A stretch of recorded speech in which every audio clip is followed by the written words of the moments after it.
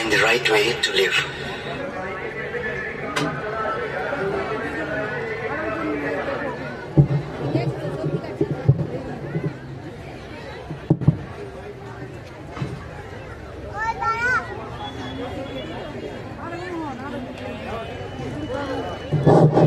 শুরু হচ্ছে নাটক DP1।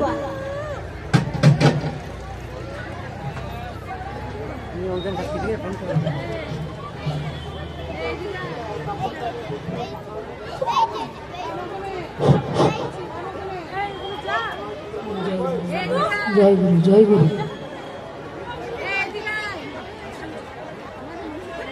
সুমিতা, সুমিতা, কে রে? আমি রুম্পা, রুম্পা রে। ও বাবা, রুম্পা তুই? হ্যাঁ রে সুমিতা। আজ কি ব্যাপার যে ভর দুপুর বেলা তোর আগমন? বলতো আজ আমি কেন এসেছি তোর বাড়িতে? কেন রে? হ্যাঁ রে, চলে এলাম। আমি শুনলাম তোরা নাকি প্রত্যেকদিন 3টে থেকে 6টা ডিপি ওয়ার্কে যাচ্ছিস, তাই তোদের সাথে যাবো বলেই চলে এলাম। বাবা, খুব ভালো করেছিস। ডিপি ওয়ার্ক মানে তুই কি করে জানলি রে রুম্পা? তোকে তো আমি আগে ঠাকুরের কত যাজন করেছিলাম, তোকে আমি কত দীক্ষা নিতে বলেছিলাম। কই, তখন তো তুই দীক্ষা নিসনি। তুই কখন দীক্ষা নিলি রে রুম্পা? হ্যাঁ রে, আমি দীক্ষা নিয়েছি। আমি একদিন আমার ননদের বাড়ি গেছিলাম, সেখানে শুনলাম ওরা সবাই দীক্ষিত। তখন আমার তোর কথা মনে পড়লো যে সুমিতা তো আমাকে বলেছিল দীক্ষা নিতে, আমার তো নেওয়া হয়নি। তারপর আমার ঠাকুরের দীক্ষা হলো। ঠাকুরের দেওয়া যজন যাজন ইষ্টভীতি আমি সব কিছু করতে লাগলাম। তারপর জানিস সুমিতা, আমি না ঠাকুরের অনেক দয়া পেয়েছি। বাবা, তুই যে দীক্ষা নিয়েছিস রুম্পা, আমি না খুব খুশি হয়েছি রে যে তুই আমাদের ঠাকুরের দীক্ষা নিয়েছিস। আর তুই যে ঠাকুরের দীক্ষা নিয়েছিস, আমি তো বলেইছিলাম যে আমাদের ঠাকুরকে ধরবে, সেই ঠাকুরের আমাদের অনেক অনেক দয়া পাবে। আমি খুব খুশি হয়েছি রে রুম্পা, আমি খুব খুশি হয়েছি। হ্যাঁ, তারপর জানিস কি হলো? একদিন হঠাৎ ফোনে দেখছি তোরা সবাই ডিপি ওয়ার্কে যাচ্ছিস, তাই তোদের সাথে যাব বলেই চলে এলাম। তুই খুশি হসনি সুমিতা? আমি খুব খুশি হয়েছি রে রুম্পা, আমি খুব খুশি। কই রে সুমিতা, এখনো রেডি হসনি? 3টে বেজে গেল। আজকে তো ডিপি ওয়ার্কে যাব, কাটাগুড়ি আর মারাও যাবে আমাদের সঙ্গে। হ্যাঁ হ্যাঁ মুন্না, আমি তো রেডি আছি। এই দেখ মুন্না, আমাদের রুম্পা আমার এক পুরনো বান্ধবী। ওকে না আমি আগে ঠাকুরের অনেক যাজন করেছিলাম, তখন আমি ওকে ঠাকুরের দীক্ষা নিতে বলেছিলাম। ও না তখন দীক্ষা নেয়নি, জানিস তো? এখন ঠাকুরের দীক্ষা নিয়েছে, ও আমাদের সাথে ডিপি ওয়ার্কে যাবে। আমি খুব খুশি রে। বাবা, খুব ভালো। জয় গুরু মা, জয় গুরু। চল চল, এবার চল। হ্যাঁ হ্যাঁ, দাঁড়া দাঁড়া, 1 মিনিট। আমি না একটু ওপর থেকে শাশুড়ি মাকে ম্যানেজ করে আমি এখনই আসছি, তোরা একটু দাঁড়া। মুন্নাদি, আর কতক্ষণ বাইরে থাকবো? চলো, লেট হচ্ছে তো। আরে আমি তো জানো ঘরে বাচ্চাগুলোকে রেখে এসেছি, আমার শাশুড়ি মাও আছে, প্রত্যেকদিন বিকালে বেরিয়ে যায় বলে উনি খুব রাগ করেন একটু। তো তাড়াতাড়ি চলো, ডিপি ওয়ার্কস করে তাড়াতাড়ি ফিরে আসবো আমরা।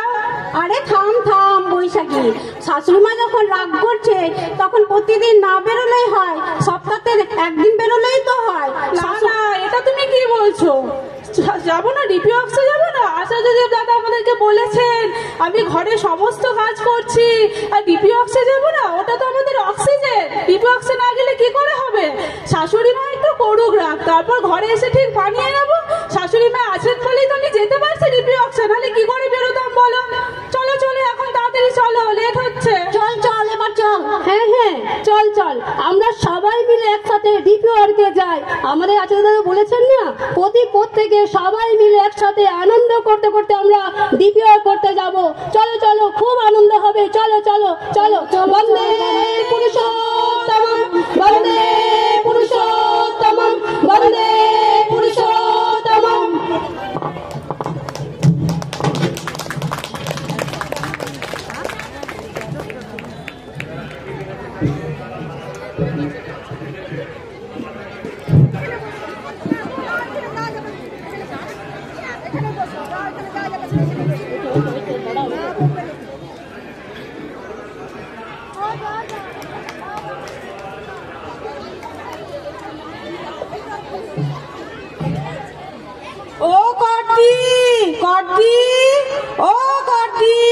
বাড়িতে আছেন?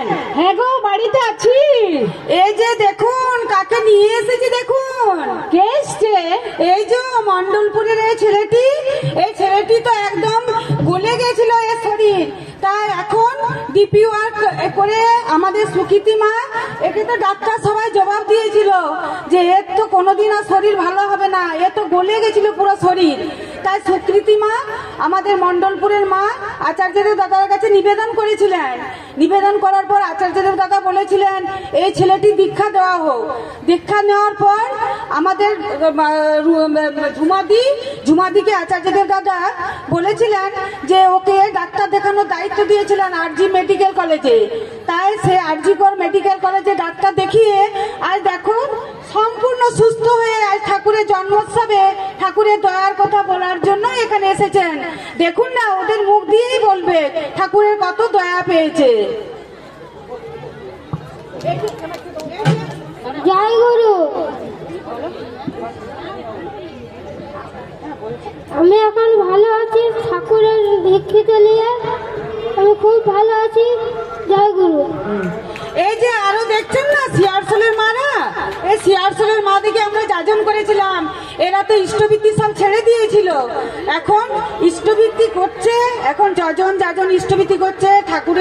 ঠাকুরকে ধরে ওরা অনেক ভালো আছে, তাই ঠাকুরের জন্মোৎসবে বলার জন্য এখানে সব এসেছে। দেখুন না, জিজ্ঞেস করুন না, ওদের মুখ দিয়েই বলবে। জয় গুরু মা, জয় গুরু। আমিও ঠাকুরের অনেক দয়া পেয়েছি। ঠাকুরের দীক্ষা নিয়েছিলাম অনেকদিন আগে, ঠাকুরের গুরুত্ব বুঝিনি। সৎসঙ্গ, মাতৃ সম্মেলন, ঠাকুরের মন্দির আছে, এসব বিষয় কিছুই জানতাম না। এই মায়েরা যখন আমার বাড়িতে যাজন করে এবং যাজন করার পরেই মায়েদের সঙ্গে যখন আমি মন্দিরে যাই, তখন আমি আরো খুব ভালো লাগে। এবং মন্দিরে যখন গেলাম দেখলাম কত মায়েরা ঠাকুরের দয়া পেয়েছে এবং ঠাকুরের দয়ার কথা বলতে বলতে তাদের দু চোখ অশ্রু দিয়ে ভরে যাচ্ছে। আমার মন আকৃষ্ট হলো, আমি ঠাকুরকে আঁকড়ে ধরলাম এবং নির্দিষ্ট সময় অনুসারে আমি ইষ্টবৃত্তি, তারপর ভোরের প্রার্থনা, সন্ধ্যার প্রার্থনা এবং সারাদিন ঠাকুরের বীজ মন্ত্র বলতে থাকি। এবং ঠাকুরের অনেক দয়া পেয়েছি মা, যতটাই বলবো ততটাই কম। তার মধ্যে একটা বলি মা, কিছুদিন আগে আমি খুব অসুস্থ হয়ে পড়ি এবং ডাক্তারের কাছে যাই। ডাক্তার আমায় সোনোগ্রাফি করতে বলে এবং সোনোগ্রাফি রিপোর্ট দেখে সাথে সাথে আমায় অপারেশন করতে বলে। আমি দ্বিতীয় ডাক্তার দেখাই এবং দ্বিতীয় ডাক্তারও আমায় অপারেশনের কথা বলে। আমি ভয় পেয়ে যাই, আমি ছুটে যাই মন্দিরে, ঠাকুরের কাছে প্রার্থনা করি। এই মায়ের আমায় বলে তুমি ভয় পেও না, তুমি যে পরম পিতার সন্তান, তুমি বিশ্বাস রাখো, ভরসা রাখো। আমি ভরসা পেলাম, একটু সাহস পেলাম। কিছুদিন পর আমি আবার অন্য ডাক্তার দেখালাম। সেই ডাক্তার আমায় বললো বা আপনার রিপোর্ট তো ভালো, কিছুদিন ওষুধ খেয়ে দেখুন। পরম দয়ালের কৃপায় আমি ওষুধ খেয়ে ভালো আছি, সুস্থ আছি। আমি যেন পরম দয়ালের চরণ আঁকড়ে সারা জীবন চলতে পারি, এই আমার কামনা। আর প্রতিটি মুহূর্ত যেন ঠাকুরকে বলতে পারি, প্রিয় হে আমি তোমারই, আমি তোমারই, আমি তোমারই, নাথ হে আমি তোমারই, আমি তোমারই, আমি তোমারই। জয় গুরু মা, জয় গুরু। জয় গুরু। জয় গুরু মা। এই যে আর এক মা এসছে সিয়ারসোল থেকে, এই মায়েও একটু ঠাকুরের কথা আলোচনা করবে। হ্যাঁ, আমিও অনেক ঠাকুরের দয়া পেয়েছি এই মায়েদের কাছে। আমি দীপিকা পেয়ে, তাই মায়েরা আমাকে অনেক অনেক অনেক শিক্ষা দিয়েছে মারা। আমি এর আগে দীক্ষা নিয়েছিলাম, আমি ভুলে গিয়েছিলাম সবকিছু ঠাকুরের সবকিছু প্রার্থনা ডিপি করতে। তাই আমি আবার নতুন করে আবার সবকিছু ধরি। তাই আমি আর কোনোদিন ভুলতে চাই না ঠাকুরকে পেয়ে। আমি খুব ভালো আছি, খুব সুখে আছি। জয় গুরু, জয় গুরু, জয় গুরু। জয় গুরু মা। তোমরা আর কোনোদিন ঠাকুরকে ছেড়ো না মা, ঠাকুরকে আঁকড়ে ধরে থাকবে। দেখবে যে ঠাকুরকে আঁকড়ে ধরে থাকে সে ঠাকুরের প্রচুর দয়া পায়। এই যে আমাকে দেখছেন, আমি অনেক দিন ঠাকুরের দীক্ষা নিয়েছি, তা আজ আমি ঠাকুরের দয়ায় নাতির ঠাকুমা হয়েছি। মানে ঠাকুরের দয়া না থাকলে আমি কি হতো আমি বুঝতে পারিনি, আমি ঠাকুরের দয়ায় আজ নাতির ঠাকুমা হয়েছি। জয় গুরু মা। এই যে আমার রায়দি আছে, রায়দি ঠাকুরের দয়ার কথা কিছু বলবে। হ্যাঁ মা, আমিও ঠাকুরের অনেক দয়া পেয়েছি। আমরাও অনেক দিন আগে ঠাকুরের দীক্ষা নিয়েছিলাম, কিন্তু আজ থেকে যখন 5-6 বছর আগে না, হঠাৎ আমার স্বামী খুব অসুস্থ হয়ে গেল। আমরা তখন নানা ডাক্তার দেখাতে লাগলাম। তো ডাক্তাররা বিভিন্ন পরীক্ষা নিরীক্ষা করার পর তার এক রোগ নির্ণয় করলো। সে কঠিন ব্যাধি মা, যে রোগের নাম শুনলে আমরা সত্যিই খুব ভয় পেয়ে যাই। সেই রোগে মানুষ বাঁচে না। সেই রোগ হলো, আমাদের গোটা পরিবার যেন একদম থমকে গেলাম, দিশাহারা হয়ে গেলাম। কি করব, কোথায় যাব? আমি জানি আমার পরম পিতা আছেন, উনি আমার দয়াল ঠাকুর, উনি আমাদের উপর কৃপা করবেন। আমি তখন আমার কিন্তু দয়ালের উপর পুরো ভরসা ছিল। আমরা চিকিৎসা করালাম। সেই সময়টা হয়তো আমাদের সত্যিই খুব কষ্টের ছিল, কিন্তু আমরা একটুও ভেঙে পড়িনি। আমার যখনই খুব কষ্ট হতো না মা, আমি তখন আমার ঠাকুর ঘরে, ঠাকুরের সিংহাসনে, ঠাকুরের কাছে হাউ হাউ করে কাঁদতাম। আমি বলতাম, হে পরম, তুমি আমার কি করলে? আমার এত বড় ক্ষতি তুমি হয়েও না, আমাকে তুমি পথ দেখাও ঠাকুর, দিশা দেখাও। ঠাকুর আমার প্রার্থনা শুনেছিলেন, তিনি আমার চোখের জলের দাম দিয়েছিলেন। আস্তে আস্তে আমার স্বামী সুস্থ হয়ে গেল। আজ 5 বছর হলো, তিনি এখন একদম সম্পূর্ণ সুস্থ। তিনি কোনো মেডিসিনও তাকে নিতে হয় না। তো এইটি আমার পরম পিতার কাছে পাওয়া আমার জীবনের সর্বশ্রেষ্ঠ দয়া। এর থেকে তবে কি জানো মা, এইসব দয়াগুলো কিন্তু এমনি এমনি পাওয়া যায় না। এই দয়া পেতে হলে না মা, ঠাকুরের কিছু নিয়ম আছে, যে পঞ্চনীতির কথা ঠাকুর বলেছেন, সেইগুলি করা লাগে।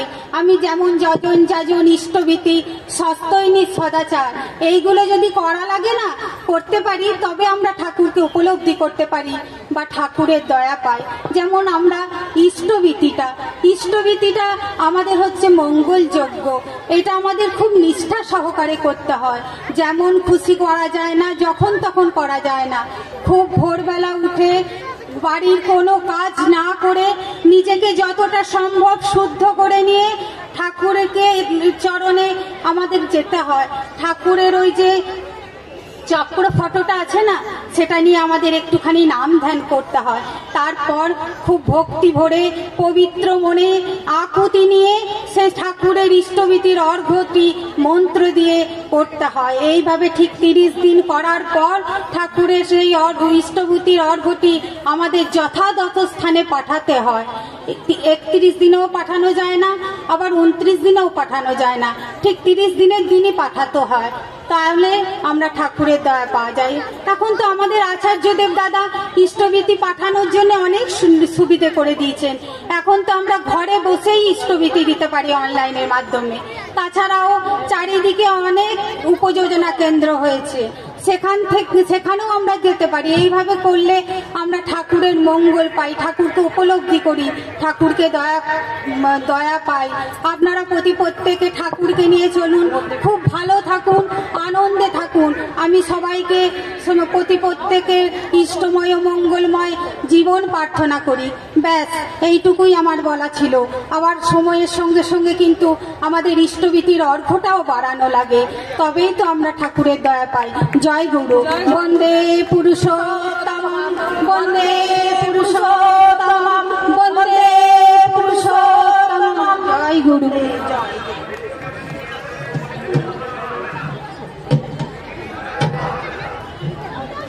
হ্যাঁ, জয় গুরু। হ্যাঁ, ভালো আছি, এখানে খুব ভালো আছি, সুস্থ আছি। জয় গুরু। হ্যালো হ্যালো সুমিতাদি, হ্যাঁ একটু দাঁড়ান, আমি রেডি হয়ে গেছি, আপনাদের সঙ্গে ডিপিওয়ার্কে বেরোবো। একটু দাঁড়ান, আমি মাকে বলে আসি। মা, মা। হ্যাঁ বলো, কি বলছো? বলছি আমি একটু ডিপিতে বেরোচ্ছি, আপনি বাড়িতে থাকবেন এবং বাড়িটা সামলে নেবেন, বাচ্চাটাকে একটু দেখে রাখবেন, কেমন মা? আমি বেরোচ্ছি। সব কাজ করে দেবো, আগে বলো কটায় গাড়ি আসবে? হ্যাঁ, আমি তাড়াতাড়ি চলে আসবো মা। ওই যে ডিপিওয়ার্কের টাইম আছে না, 3টে থেকে 6টা, আমি তার মধ্যেই ফেরত আসবো। আচ্ছা মা শুনুন না, বলছিলাম যে আমার না ছাদে থেকে কাপড়গুলো তুলে আনা হয়নি, আপনি একটু নিয়ে আসবেন, কেমন মা? হ্যাঁ, ঠাকুরের কাছে কাছে যাচ্ছ যাও, কিছু কোনো বাধা দেবো না, কিন্তু তাড়াতাড়ি বাড়ি ফিরবে। হ্যাঁ মা, আমি বাড়ি ফিরে আসবো। হ্যাঁ সুমিতা দি, একটু দাঁড়ান, আমার হয়ে গেছে, আমি লেট করবো না, আমি আসছি। আসছি, একটু দাঁড়ান, 1 মিনিট 1 মিনিট। আচ্ছা মা শুনুন না, আর আমার যে মানে কি বলবো, যদি লেট হয়ে যায় আপনি একটু আটাটা মেখে রাখবেন, কেমন মা? হ্যাঁ বলছি তো, সব করে দেবো, যাচ্ছ যাও। হ্যাঁ মা, আর শুনুন না মা, আমি ভুলে গেছিলাম, বলছি মেয়েটাকে একটু না হোমওয়ার্কটা করিয়ে দেবেন, আমার না করানো হয়নি, আপনি একটু করিয়ে দেবেন, কেমন মা? হ্যাঁ ঠিক আছে। হ্যাঁ সুমিতা দি, আমি আসছি 1 মিনিট হয়ে গেছে আমার, আপনি একটু মুন্নাদিকে বলুন দাঁড়াতে, আমি আসছি। মা মা আমি আসছি, তাহলে আপনি একটু বাড়িটা দেখে রাখবেন, কেমন? আপনি কাজগুলো তো করবেন। এসো। আচ্ছা ঠিক আছে মা, আমি আসছি মা। অতসী, অতসী, ও কে? ও মাঝিদি, আসুন, বলুন কি হয়েছে? হ্যাঁ গো, প্রত্যেক দিন আমাদের বৌমারা 3টে থেকে 6টা বেরিয়ে যাচ্ছে, বলছে ডিপি ওয়ার্কে যাচ্ছি। আমাদেরকে কি সবকিছু আমাদেরকেই সামলাতে হচ্ছে, বাচ্চা ধরা, সন্ধ্যা দেওয়া, কাপড় তোলা, সবকিছু আমাদেরকেই সামলাতে হচ্ছে। ডিপি ওয়ার্ক বলে রোজ বেরিয়ে যাচ্ছে। হ্যাঁ আমারও বৌমা বেরিয়ে যাচ্ছে 3টে থেকে 6টা, বলছে ডিপি ওয়ার্কসে যাচ্ছি। ডিপি ওয়ার্কস মানেটা কি জানেন দিদি? না গো, ডিপি ওয়ার্ক মানে তো আমি জানি না, আমরা তো এতদিন হলো দীক্ষা নিয়েছি। আমরা কি করি, সকালে ঘুম থেকে উঠে নাম ধ্যান করি, ইষ্টভীতি করি, সকাল সন্ধ্যা প্রার্থনা করি, যাজন করি। কই ডিপি ওয়ার্ক মানে তো কিছু কি জানি না। না আমিও জানি না। ডিপি ওয়ার্ক বলে তো রোজ বেরিয়ে যাচ্ছে। থামবে থামবে, তুমি মাকে ওরম করে কেন বলছো? হ্যাঁ রে, ওরকম করে আমি ঠাকুরের কাজ করতে তো বারণ করিনি, যাচ্ছে যাক, কিন্তু ডিপি ওয়ার্ক মানে কি সেটাই তো আমরা জানি না। তুমি তো বলো আচার্যরা বলেছে ডিপি ওয়ার্কে যেতে। ওই যে ঠাকুরের একটা বাণী আছে না, উষানিশায় মন্ত্র সাধন, চলাফেরায় জপ, যথা সময় ইষ্ট নির্দেশ, মুহূর্ত করায় তপ। হ্যাঁ, ডিপি ওয়ার্ক করতে তো বারণ করিনি বাবু, কিন্তু আমাদেরকে যদি একটু বুঝিয়ে দিত ডিপি ওয়ার্ক মানে কি, তাহলে আমি প্রত্যেক দিন ওদের যেতে বলতাম। মাঝিদি, ও মাঝিদি, অতসী, তোমরা ভালো আছো? হ্যাঁ বলশ্রী, বলো কি বলছো? এমা তোমরা বেরোবে না ডিপির কাজে? হ্যাঁ ডিপি ওয়ার্ক মানে কি? ডিপি ওয়ার্ক কাজে তো বেরোবো। এমা ডিপি ওয়ার্ক তোমরা জানো না? যে এক বয়স্ক মা খুব হাঁটু যন্ত্রণায়, শরীর খুব অসুস্থ ছিল, অনেকদিন চলাফেরা করতে পারতো না। তারপরে একদিন দেওঘরে গিয়ে আচার্যদেবের কাছে নিবেদন করলেন মাটি। তখন আচার্যদেব বললেন যে আপনি কাছে পিঠে হলেও মা প্রত্যেকদিন 1-2 বাড়িতে গিয়ে ডিপির কাজ করবেন, তাহলেই আপনি সুস্থ থাকবেন। তো সেই মা দাদার কথা মতো 1 মাস ডিপির কাজ করে এখন তিনি সম্পূর্ণ সুস্থ আছেন। আমার সঙ্গে আরো একজন মা এসছেন, ওই দেখুন অদিতি মা। ও অদিতি মা, ভালো আছেন মা? হ্যাঁ জয় গুরু। হ্যাঁ আমরা ভালো আছি। হ্যাঁ মা, আপনারা জানেন না আচার্যদেব দাদার কাছে এখন কেউ কিছু নিবেদন করলে দাদা এখন শুধু বলেন যে ডিপি ওয়ার্কস করতে, কোনো রোগ জ্বালা ব্যাধি এইসব আমাদের আর কিছুই হবে না, খালি ডিপি ওয়ার্কস করতেই বলে। তা আপনারা জানেন না ডিপি ওয়ার্কস মানে কি? না গো, আমরা ডিপি ওয়ার্ক মানে কি সেটাই তো বুঝতে পারছি না। হ্যাঁ, তো আমাদের সঙ্গে সম্পাদি এসছেন, উনি আপনাদের বুঝিয়ে দেবেন ডিপি ওয়ার্কস মানে কি। আচ্ছা, জয়গুরু মা, জয়গুরু। হ্যাঁ জয়গুরু শম্পা। আমিও এদের সাথে এসেছি ডিপি ওয়ার্ক করতে। তাই ডিপি ওয়ার্কের মানে হলো যে দীক্ষাপত্র সমীক্ষার কাজ। দীক্ষাপত্র মানে কি জানো মা? না মা। এই তোমাদের মতো এই উৎসবে যারা এসেছে তাদের অনেকের মনে হয়তো প্রশ্ন হতে পারে যে এই দীক্ষাপত্র বা ডিপি ওয়ার্ক যে মেয়েগুলো যায় তার মানে কি। আমরা এই যে দীক্ষা যে হচ্ছে ওখানে ছোট ছোট দেখবেন কাগজে আমার নাম ধাম, স্বামীর নাম, বয়স কত, শিক্ষাগত যোগ্যতা, এগুলো দিয়ে দেখবেন একটা ফর্ম ফিল আপ করা হচ্ছে, ওটাই হলো দীক্ষাপত্র। আর এটা সমীক্ষার কাজ কি, এই দীক্ষা দিয়ে আমরা যদি চুপচাপ বসে থাকি তা কিন্তু নয়, প্রত্যেকটা মানুষকে ইষ্টের পথে আনা, ইষ্ট চলনে তাদেরকে চালিত করা এবং তার সাথে সাথে নিজেকেও যাতে শুদ্ধভাবে সেভাবে চলনের পথে নিজেকে চালিত করতে পারি, সেটাই হলো আমাদের মূল লক্ষ্য।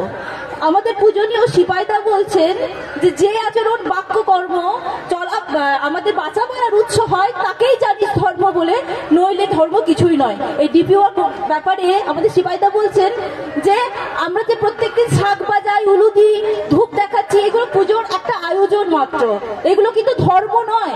যে আচরণ বাক্য কর্ম অন্যের বাঁচাবার উৎস হচ্ছে, অর্থাৎ আমরা এমন কিছু কাজ করবো যেগুলো অন্যদের, ওই যে ঠাকুর বলেছেন যে অন্যে বাঁচাই নিজে থাকে, ধর্ম বলে জানিস থাকে।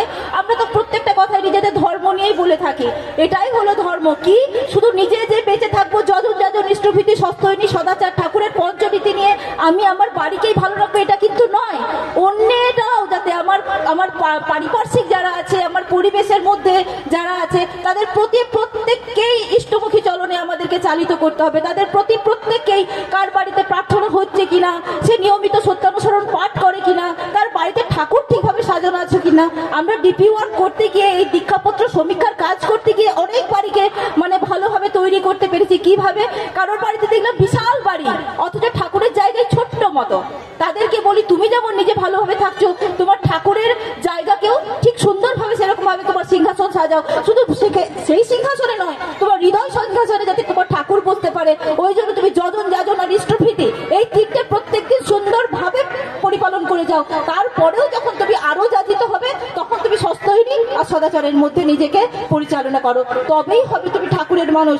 আমরা যদি এই যে উৎসবে এত মানুষ এসেছে, এরা যদি প্রত্যেকেই ঠাকুরের পঞ্চনীতির মধ্যে দিয়ে নিজেকে চালনা করি, তাহলে ভারত আবার জগতে সবাই শ্রেষ্ঠ আসন লবে, এরকম হয়ে উঠবো আমরা প্রত্যেকটা মায়েরা। তার সঙ্গে বলি যে এই যে তরুণ প্রজন্মে যেসব ছেলে মেয়েদেরকে দেখছি যারা ডিপি ওয়ার্কে মা বাবার সাথে বেরিয়ে নিজেদেরকে কত সুন্দরভাবে তৈরি করেছে। পূজনীয় অপিন দাদা বসে শুধু ওখানে করোনার সময় যখন চারিদিকে স্তব্ধ, তখন পূজনীয় অপিন দাদা আমাদের প্রধান আচার্যদেব ওনারা বসে থাকেন, ওরা কয়েকশো তরুণ কর্মীদেরকে নিয়ে এই ডিপি ওয়ার্কের এই যে ফাইল দেখছেন, এখানে প্রত্যেকটা ফাইলের মধ্যে প্রত্যেকের নাম অ্যাড্রেস করে দিয়েছেন আমাদের জন্য আশীর্বাদ স্বরূপ, যাতে আমরা ওই নাম আর ইয়ে নিয়ে অ্যাড্রেস নিয়ে সেই জায়গাতে গিয়ে তাদের বাড়ি গিয়ে এরকম ভাবে ঠাকুরকে তাদের হৃদয় সিংহাসনে, তাদের বাড়ির সিংহাসনে বসাতে পারি। এই তরুণ প্রজন্মের ছেলেদেরকে আর শেখাতে হবে না যে উন্নয়ন আর সুপ্রজনন এই তো বিয়ের মূল, আর যেমন তেমন বিয়ে করে করিস না কফুল। আমাদের বিয়েটা ঠাকুর কি বললেন যে সাবধান, বিবাহকে খেলনা ভাবিও না, যাহাতে তোমার জীবন ও জনন জড়িত। শুধু আমাদের জনন যেমন সন্তান প্রতিলোম যে সন্তান হবে সেটা কিন্তু নয়, তার আগে আছে আমার জীবন। কাজেই প্রতিলোম বিবাহ কি করে রোধ করা যায়, যেটা ঠাকুর সব সময় মানে ভাবনা চিন্তায় বসে থাকতেন, ওটা একটা বোমার মতো। ওই প্রতিলোমজ বিবাহে একটা সংসার ধ্বংস হয়ে যায়, সমাজ ধ্বংস হয়ে যায়, একটা দেশ ধ্বংস হয়ে যায় এরকম প্রতিলোম বিবাহে। তো জয়গুরু আমি প্রত্যেককেই বলি যে আমাদের এই যে সব ইয়েরা রয়েছে, যে সমস্ত উৎসবে যে সমস্ত মায়েরা রয়েছে, তাদেরকে উদ্দেশ্যে আমি একটা কথাই বলবো যে প্রশ্ন আমার অস্ত যাউক রহুক যুক্তি স্বরে, তোমার ব্রত করব পালন মরণ স্তব্ধ করে। পূজনীয় আচার্যদেব আমাদেরকে যে আদেশ বা যে নির্দেশ দিয়েছেন আমাদের এই ডিপি ওয়ার্ক নিয়ে, তাতে আমরা 5 মা নয়, 5,000 মা নয়, 5 কোটি দীক্ষিত মানুষ যেন প্রত্যেকের হৃদয়ে ঠাকুরের এই পঞ্চনীতিকে যেন আমরা চালিয়ে দিতে পারি। ঠাকুরকে নিয়ে ইষ্ট পথে যেন আমাদের নিজেদের জীবন, আমার পরিবারের জীবন, আমি পারিপার্শ্বিকের জীবন দিয়ে সুন্দরভাবে যেন গঠন করতে পারি। আর এটাই হবে আমার ভারতের জন্য সব থেকে সুন্দর একটা রাস্তা। কারণ তাহলে কি হবে, আমাদের আর ভাবতে হবে না যে সুসন্তান কি করে হয়। কেন? একটা সৎ পরিবার থেকে আসে একটা সুসন্তান, আর সৎ পরিবার কি করে হয়, একটা সৎ মন্ত্রে দীক্ষিত পরিবারই একটা সুসন্তানের জন্ম দিতে পারে। জয়গুরু প্রত্যেকে খুব ভালো থাকুন, এটাই হলো ডিপি ওয়ার্কের মূল